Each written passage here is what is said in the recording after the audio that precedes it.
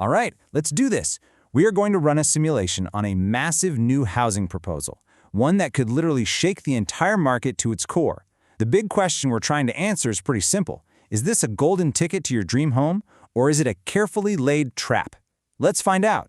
You already know the drill, right? You find the perfect house, you scrape together every penny, you put in your best offer, and then you get that soul-crushing call. You've been outbid by an all-cash offer from some faceless, multi-billion-dollar corporation that's just going to turn around and rent it back to you. It's a nightmare.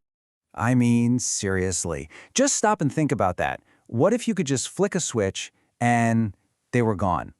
A policy so dramatic, so powerful, it could completely reset the playing field for every single person trying to buy a house in this country. Well, that's exactly what's on the table. The proposal is basically a two-part policy nuke aimed right at the housing market.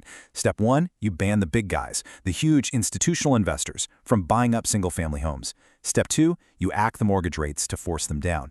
It is a massive 1-2 punch designed to put families back in the driver's seat. So let's talk about part 1, Wall Street's eviction notice. This is the stuff of movies, right?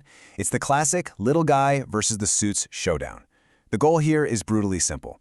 Get the giant corporations out of the suburbs so that normal families actually have a fighting chance. So how big of a problem is this? Really? Well, nationally, these big funds own about 5% of single-family homes. And you might think, 5%, what's the big deal? But here's the kicker. They don't spread out. They focus their firepower on specific cities, like Atlanta, where they can own up to 20% of the homes. They can literally buy up entire neighborhoods. And that leads to this moment, the one so many people have been dreaming about. Just picture it. You put in your offer. You know you're up against an all-cash bid from some hedge fund, but this time, you get the call. The house is yours. You can just hear the sound of a hedge fund manager screaming into a pillow somewhere. Oh, the sweet, sweet satisfaction. Okay, but this is where our simulation hits its first major snag. Banning them from buying new houses is one thing.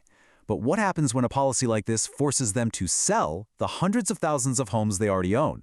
We could be looking at a supply shock of epic proportions. We're talking about potentially 500,000 homes hitting the market all at the same time. And when that much supply floods the system, well, that creates a very, very real fear of a flash crash. And this is the great divide, right? If you're a homeowner now, this idea is terrifying. Your biggest asset, your family's nest egg, poof, it could lose value overnight. But if you're a first-time buyer, you're probably thinking, yes, good, let them fall. I want cheap houses. It pits neighbor against neighbor. So the people behind this policy know that a full-blown crash would be an economic disaster. So they've built in a second part, a clever fix to stop the bleeding. Think of it like the government is about to enter a cheat code into the economy. And that cheat code is worth $200 billion. The plan is for the government to step in and start buying up mortgage bonds on a scale we've rarely seen. They're not trying to make money here. The goal is to use brute force to artificially push interest rates down for everybody. And this is what that rate hack could look like in the real world. You could see the average 30-year mortgage rate drop from, let's say, 6.5% all the way down to 4.5%. I mean, that's not a small tweak. That is a gigantic market-altering drop. So what does that mean for you, for your wallet? On a pretty standard $400,000 mortgage, that 2-point drop in your interest rate could save you around $500 every single month. That's a car payment, that's groceries, that's life-changing money. So, you've got potentially cheaper houses and way cheaper mortgages. What could possibly go wrong? Well, this is where we find the trap. On the surface, the plan sounds like a buyer's paradise. But whenever you try to manipulate a market this huge, there are always unintended consequences. And it begs the question, did we just solve one problem by creating an even bigger one? Here it is. The trap is that the rate hack might work too well. Think about all the people who bought or refinanced a few years ago. They have these amazing 3, maybe 4% mortgage rates. They're not moving, right? They're locked in by those great rates. But if you suddenly drop rates for everyone, the floodgates burst open. All of that pent-up demand, millions of people suddenly get unleashed onto the market at the exact same time. So, let's look at your new reality. Before, sure, you had to compete with a hedge fund and other families. Now, the hedge fund is gone. Great. But the number of other families you're now competing against just exploded. Your competition just shifted from one big, scary giant to an absolute mob of people who are just as desperate as you are.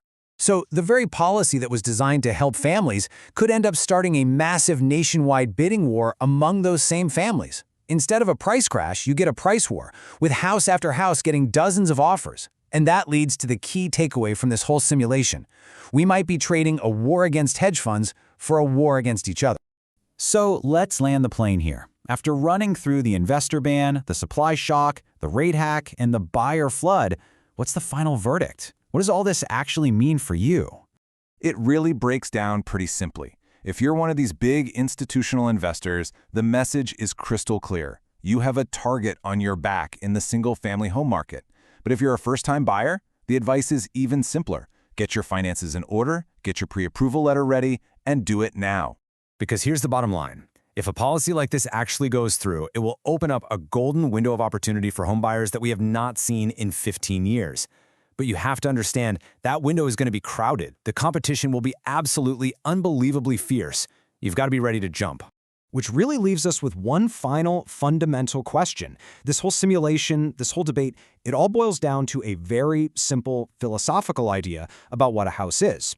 Should a house primarily be a home for a family to live in and build a life? Or should it just be another asset class, like stocks or gold, to be traded by funds on Wall Street? Let us know what you think.